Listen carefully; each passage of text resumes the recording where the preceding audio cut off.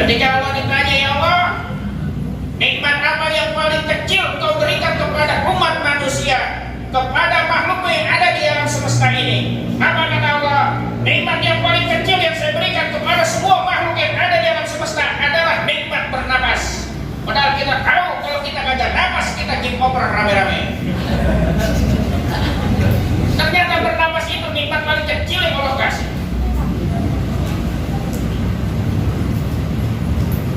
Ada yang tahu harga oksigen? Orang kalau lagi kena asma, asmanya akut, mesti pakai oksigen. Ingat saya oksigen yang kecil tuh ukurannya kayak tabung baygon semprot. Itu harganya tuh 50.000 yang gede. Itu paling sekali semprot, ya paling 10 kali semprot. Berarti sekali semprot itu 10.000 habis. Bagaimana yang ada di rumah sakit yang lingkupnya apa satu tabung gede? Anggap 600.000. Itu paling 12 jam. Kalau 24 jam 1.200.000. Apa orang itu cuma 24 jam? Pengennya panjang umur. Masya Allah, nikmatnya luar biasa. Kita bisa bernapas. Nggak bisa bernapas, Allah kasih lagi kita wajah. Kita berwudu. Ya Allah, kami bersyukur kepadamu ya Allah. Engkau ciptakan kami dengan sebaik-baiknya bentuk. Dan wajah ini ya Allah adalah organ tubuh yang paling mahal. Jangan macam-macam dengan wajah. Ini organ tubuh paling mahal. Kenapa? Kalau giliran dipotret bikin KTP yang dipoto wajah bukan dengkul. Bener kan? Perempuan itu tertarik sama laki-laki yang ada di sini yang ganteng-ganteng ini karena wajahnya. Kita ikut demen sama perempuan yang ada di luar sana yang cantik-cantik kayak karena wajahnya. Enggak pernah kita bilang udah demen kenapa? Dengkulnya montok pecahnya. Kita selalu bilang apa? Wajahnya tampan, wajahnya cantik. Selalu kita bilang gitu. Makanya kita bersyukur pada Allah. Dikasih wajah model apapun, laqad khalaqnal insana fi ahsani. Bersyukur kita. Nah, wajah kita cuci, masya Allah. Nabi pernah ditanya oleh para sahabat, ya Rasulullah, nanti ketika kami dikumpulkan di mahsyar ya Rasulullah, umat manusia dari zaman Nabi Adam hingga manusia akhir zaman, jumlahnya triliunan ya Rasulullah, bagaimana engkau mengenali umatmu ya Rasulullah? Apa kata Rasulullah? Saya bisa mengenali wajah mereka dari bekas air wudhu mereka, karena air wudhu mereka yang mereka lakukan saban hari membuat cahaya mereka terang benderang. Sekalipun mereka di dunia itu hitam kelam kesem, insya Allah nanti di masa orang yang rajin wudhu wajahnya akan terang melebihi terangnya matahari, melebihi terangnya rembulan, melebihi terangnya bintang-bintang yang ada di alam semesta. Maka kita mesti rajin wudhu. Ini belum ceramah, berpemanasan. Ya,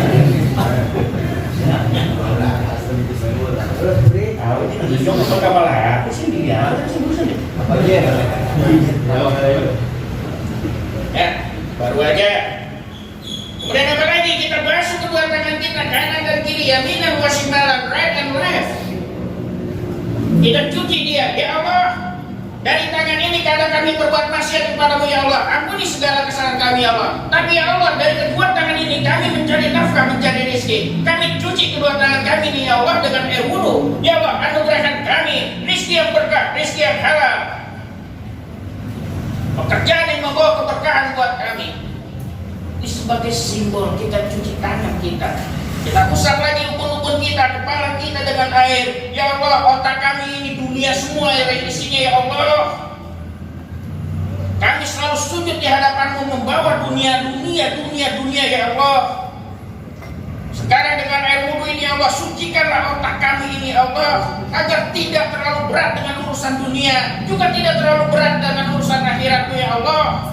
Karena kalau kami terlalu berat dengan dunia, kami takut tidak bisa bertanggung jawab di hadapanmu ya Allah. Tapi kalau kami terlalu berat dengan urusan akhirat kami ya Allah, kami khawatir keluarga kami, dunia kami jadi terlantar ya Allah. Makanya kami mohon yang seimbang aja ya Allah. Wabtaghi fima ataqallahu darul akhirah wa la tansa nasibaka minad dunya.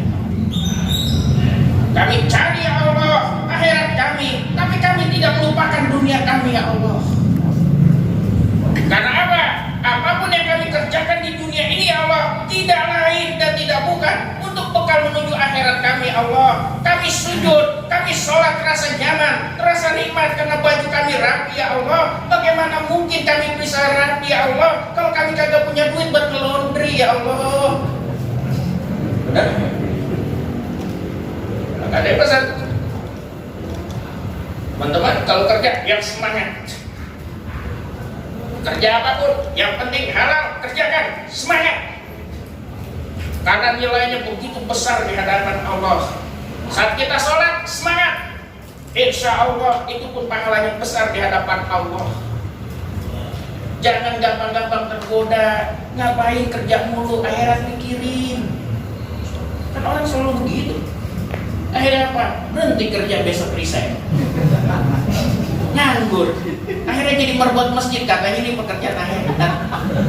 Digaji pego kerutuk. Digaji pego kerutuk, hilang tuh akhirat. Dunia hilang, akhirat amsyum. Pekerjaan apa, Bu? Niatkan untuk ibadah. Mau kerja di bank, persilakan niat ibadah. Mau kerja di perkantoran, niatkan ibadah. Mau jadi pedagang, niatkan ibadah. Mau jadi tukang parkir, niatkan ibadah. Mau jadi apapun, niatkan ibadah. Salat, ibadah yang Allah tentukan waktunya. Allah nyuruh kita sholat itu gak lama, dan memang gak pernah ada yang lama sholat kita. Setelan kita ini kan setelan kuliah sama guru. Ya coba aja dah. Besok sholat subuh, rakaat pertama di sini amma yatasaalun sampai 42 ayat, wa naziati ghurqa 40 ayat. Insya Allah besok subuh.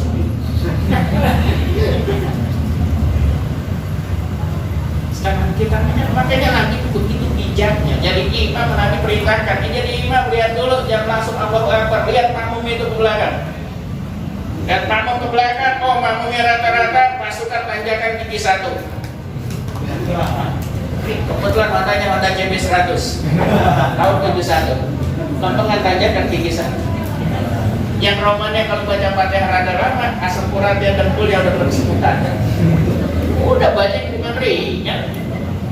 Walhasil sama ina atau nakal kau sering sama banyak pengalaman. Lompengan sholat malam minggu, lihat makmumnya, oh makmum ini makmum trek semua. Cuma pas dilihat makmumnya, masya Allah anak muda semua. Sholatnya sholat maghrib berjamaah, sholatnya sholat isya. Cuma pada pakai celana lepis wangi-wangi banget ini. Makmum imam kudu bijak. Sekalipun mereka kuat berdiri setengah jam, tapi imam nggak bijak. Kenapa? Ini urusan malam minggu. Tarik setelannya, kecilin, udah ada alat taruh. Kan begitu kan? Imam mesti bijak. Ini maka kita dunia mulu di pikirannya. Nah, mohon sama Allah agar setimbang. Kepala kemudian kaki kita, ya Allah, kaki saya ini ada 2 melangkah begitu jauh ya Allah. Kami cuci kaki kami ini ya Allah, agar langkah kaki kami ya Allah, jika dia terperosok ke dalam penistaan, ya Allah jangan dalam-dalam ya Allah, agar kami bisa mengangkatnya ya Allah. Kami gak kuat dengan siksa itu ya Allah. Langkahkan kami, anugerahkan hidayah kepada kami, agar kami terus bisa menuju ridho-Mu ya Allah. Ini wudhu. Baru wudhu. Apa tujuan Allah panggil Nabi SAW? Peristiwa Isra wal Mi'raj tidak lain sholat. Tadi bab wudhu selesai saya tutup. Dengan apa kita wudhu? Dengan air. Air yang bagaimana? Air mutlak. Air mutlak itu bagaimana? Air yang tidak berwarna, tidak berasa, tidak beraroma. Itu namanya air mutlak. Kita wudhu bersuci. Wudhu itu fungsinya menghilangkan hadas kecil. Mandi hadas besar itu untuk menghilangkan hadas besar. Nawaitul ghusla li rafil hadasil akbari minal janabati fardhu lillahi ta'ala. Maka hilanglah hadas besar kita. Nawaitul wudu li rafil hadasil asghari fardhu lillahi ta'ala. Saat kita wudu, hilanglah hadas kecil kita dengan air. Ya Allah, ini musim panas ya Allah, saya junub. Bagaimana ini ya Allah, air kering, toren bocor. Saya pengen wudhu, ya Allah nggak ada air, bagaimana ini ya Allah? Lihat ayam pada ketipu. Segera kita tayamum dalam keadaan junub. Cukup dengan basuh wajah dan kedua tangan kita. Nawaitu tayamum al-istibahati sholat fardhu lillahi ta'ala. Itu tayamum sama, baik tayamum wudhu maupun tayamum hadas besar. Suci kita, mulai kita laksanakan sholat. Masya Allah, syarat-syarat sholat kita sempurnakan dulu. Kita datang pakaian kita bersih suci. Kita bawa sejadah karena memang perintahnya sekarang mesti bawa praying mat everyone. Kita bawa yang suci, kita gelar, kasih parfum wangi, kita sholat usolli fardhu maghribi salah rakaat mustaqbilal kiblati. Sholatnya menghadap kiblat. Allahu Akbar. Masya Allah. Dari mana perintah ini sholat? Wajar kalau sholat ini kita pada kurang khusyuk. Apa sebabnya? Oh, lihat peristiwanya. Perjalanan Nabi SAW pada tanggal 27 Rajab, insya Allah malam Kamis besok. Ya, mudah-mudahan panjang umur. Ya, kita rayakan malam Isra wal Mi'raj itu dengan banyak berzikir, karena itu termasuk malam yang mustajab dakwah, malam mustajab untuk berdoa, berbanyak zikir. Ya, Nabi SAW sebelumnya dalam keadaan duka, istrinya Sayyidatina Khadijah al-Kubra meninggal dunia, pamannya Abu Thalib meninggal dunia. Yang menopang Nabi dalam berdakwah dua-duanya telah tiada. Tidak lama Allah perintahkan malaikat Jibril agar menjemput kekasihnya Rasulullah Muhammad SAW dari Masjidil Haram. Di Masjidil Haram ini Nabi diajak oleh malaikat Jibril. Nabi didoakan terbuka dadanya, dibersihkan semua penyakit hati yang ada pada dirinya. Kemudian apa? Dimasukkan iman, ilmu dan hikmah. Didoakan malaikat Jibril, rapat lagi. Nabi beribadah bersama malaikat Jibril dari Masjidil Haram ke Masjidil Aqsa. Di Masjidil Aqsa Nabi ibadah lagi. Dari Masjidil Aqsa Nabi terus melakukan perjalanan bersama malaikat Jibril dengan kendaraannya, kecepatannya seperti kilat alias disebut buraq. Dulu saya masih ingat itu. Kalau datang ke rumah-rumah itu mesti ada foto, backgroundnya warna biru. Ada kuda punya sayap. Ingat ya? Ada kuda, ada sayapnya, kepalanya perempuan pakai mahkota. Di situ ada tulisan logo Muhammad Sallallahu Alaihi Wasallam. Kalau tanya itu kendaraan apa? Itu buruk. Kita yang kagak ngerti percaya aja.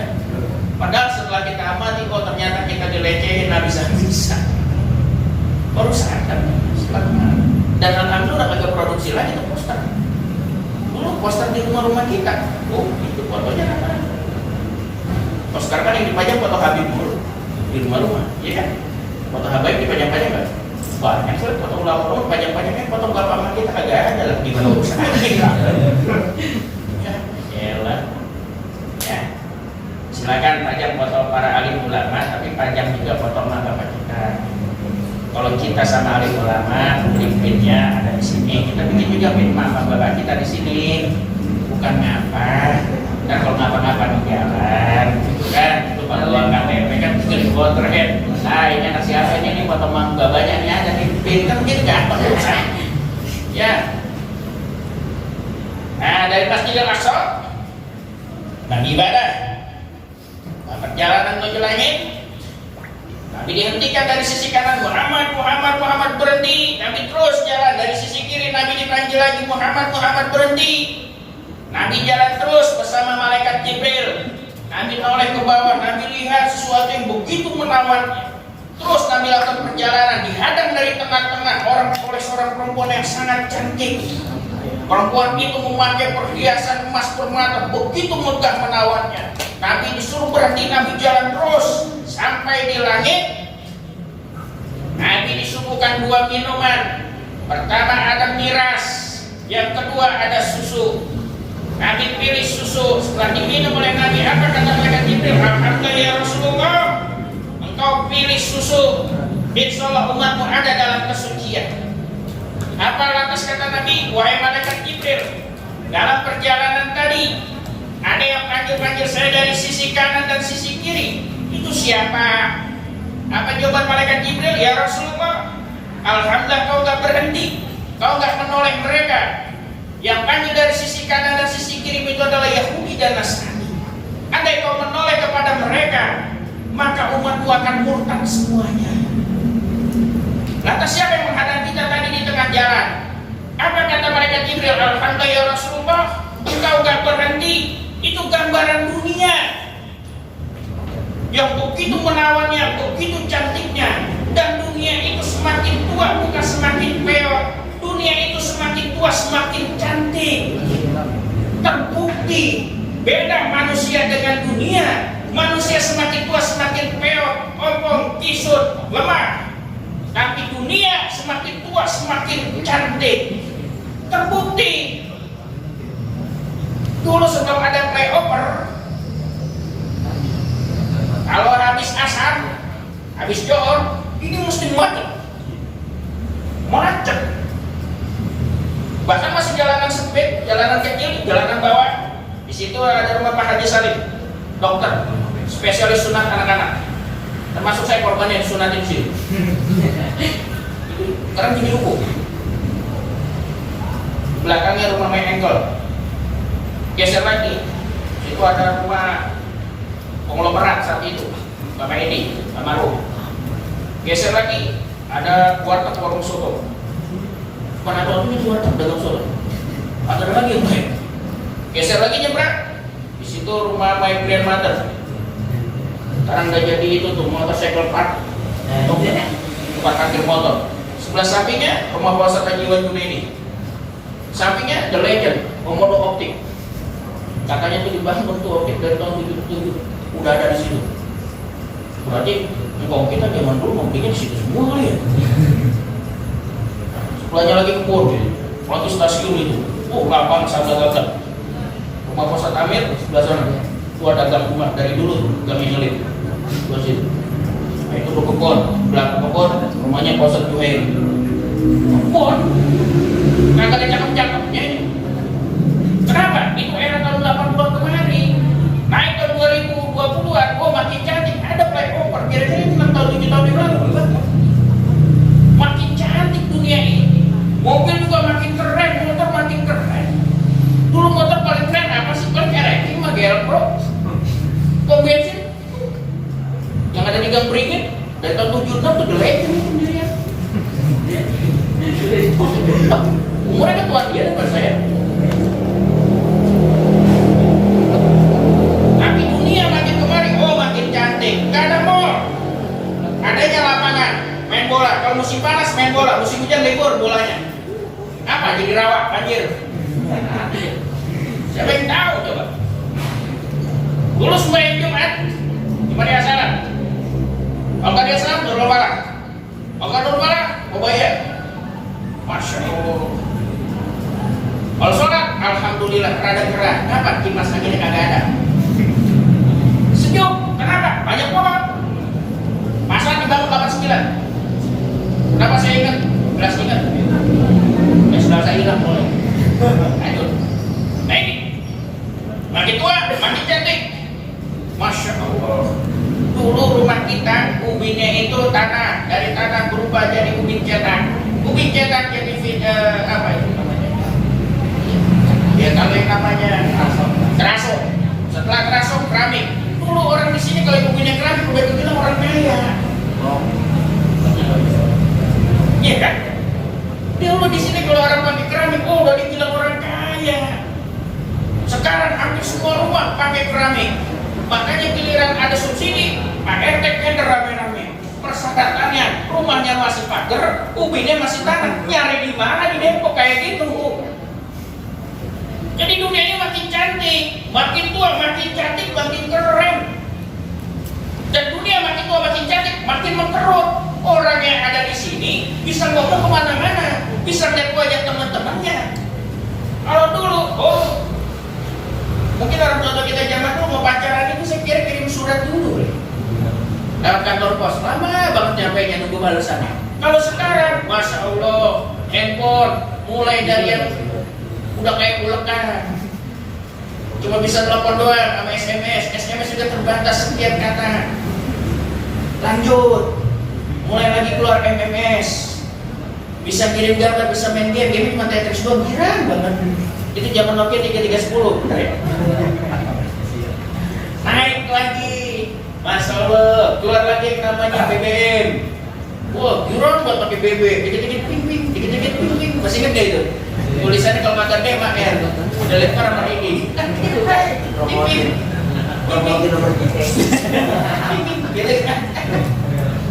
Naik lagi keluar sekarang handphone Android, macam-macam sekeren-kerennya, Masya Allah. Apa yang nggak bisa sekarang? Cuma handphone yang bisa nonton TV, bisa nonton video. Hari ini kejadian, baru bisa 1 detik udah nyampe keluar tuh berita. Kan kalau namanya handphone kalau kita klik keluar Coca-Cola. Makin cantik tuh nih. Jalanan Nabi, Nabi terlalu Nabi.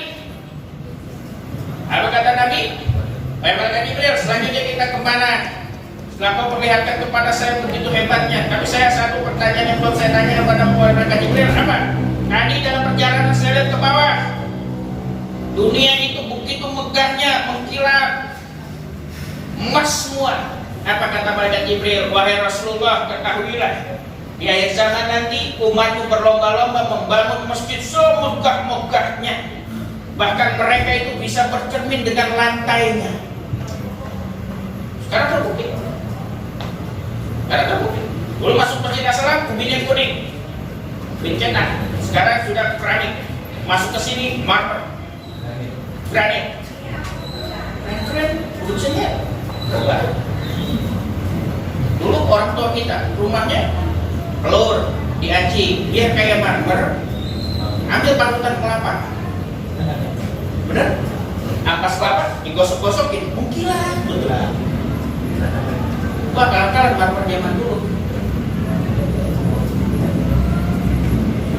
Ubahnya nanti ya Rasulullah, umatmu nanti itu masjidnya ubahnya semua dari emas. Di dalamnya terasa sejuk seperti di pegunungan. Ternyata apa yang dikatakan oleh Malaikat Jibril terjadi saat ini. Di Brunei masjid ubahnya dari emas. Dekat Masjid Al-Aqsa, Masjid Umar bin Khattab ubahnya dari emas. Di Turki, di Dubai sudah banyak masjid ubahnya dari emas. Sampai Depok terkenal gara-gara masjid ubah emas. Coba aja. Keliling ke Papua, ditanya, tinggal di mana Mas? Di Depok. Depok tuh mana? Tahu ke masjid ubah emas? Gak? Gua tahu. Terkenal Depok.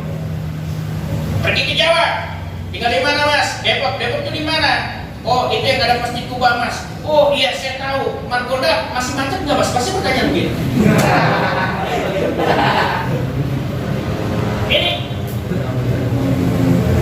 tapi saya kata mereka Jibril, mobilnya bisa bercermin, kubahnya dari emas, ruangannya sejuk seperti di pegunungan, sekalipun di tengah-tengah kota yang sumpah padat. Tapi saya kata mereka Jibril, masjidnya persis seperti lapangan, kagak ada yang sembahyang di situ. Makanya kalau pengen berhenti menunda terjadinya kiamat, jangan masjid kita ubahnya jangan dari emas, ubinnya jangan pakai marmer, jangan pasangin AC. Insya Allah kiamat masih lama. Atas Nabi diajak jalan-jalan oleh Malaikat Jibril. Pertama Nabi diajak jalan-jalan ke neraka. Diajak jalan-jalan ke neraka. Nabi lihat di situ ada orang udah tua, bongkok, kisut, ngomong, kagak ganteng. Bener kan? Dicoba ya. Nanti umur kita 90 tahun, gigi kita alhamdulillah loncat semua, gigi metik. Gigi metik kan? Kayak motor racer kami, gigi metik. Gak punya gigi. Kisut. Apa yang terjadi? Kakek tua ini ya jalan. Jalanan itu mendaki, terjal dan licin. Saat di perjalanan, dia lihat ada gelondongan kayu besar, dia ambil, dia panggul. Jalan lagi, dia lihat, dia panggul lagi. Bukan diturunin, tapi terus ditambah, semakin bongkok, semakin nanjak, semakin terjal, semakin licin. Bukan dikurangi gelondongan kayu itu, Lantas Nabi tanya, wahai malaikat Jibril, itu siapa? Itu golongan umat manusia ya Rasulullah. Di akhir zaman nanti banyak orang yang berlomba-lomba ingin jadi pimpinan apapun. Dia sudah tahu jabatan itu amanah yang akan Allah tuntut pertanggungjawabannya. Dia tidak mampu memimpin, terus dia paksakan dirinya, dia paksakan dengan berbagai cara, dia tipu sana, tipu sini. Yang penting dia terus bisa mempertahankan jabatan itu. Mamin abdin yastarihi ra'iyatan yamutu yawma yamutu wa huwa ghashun illa haramallahu alaihi jannah. Tidaklah seorang hamba Allah yang Allah anugerahi amanah untuk memimpin. Saat dia memimpin, dia mati, dan dia mati dalam keadaan menipu rakyatnya, menipu anggotanya. Sungguh ia mati, dan Allah haramkan baginya surga. Siapa pemimpin itu? Kullukum ra'in wa kullukum mas'ulun an ra'iyatihi. Siapa pemimpin itu? Kita semua. Bukan cuma Pak Jokowi, kita semua. Rakyat ini termasuk pemimpin. Kita pemimpin kepala keluarga buat anak istri kita. Istri pemimpin buat anak-anaknya. Kita adalah pemimpin terhadap diri kita, anggota tubuh kita. Allah tuntut pertanggungjawaban di hari kiamat nanti. Apa? Akhir Nabi melihat kayak gitu. Nabi jalan lagi sama malaikat Jibril. Nabi lihat lagi ada perempuan yang dijepit, mohon maaf, payudaranya dengan besi panas, menjerit sejerit-jeritnya. Apa kata Nabi? Wahai malaikat Jibril, itu siapa? Itu umat manusia dari zamannya Rasulullah. Saat dia masih gadis, dia tutupi auratnya itu. Tapi sayangnya Rasulullah, setelah dia punya suami, dia hamil, dia melahirkan, dia susui anaknya itu di sepanjang jalan. Dia abaikan auratnya itu terbuka. Hingga akhirnya itulah siksaan buat mereka yang menyusui anaknya tanpa menutup auratnya. Kok diam ya?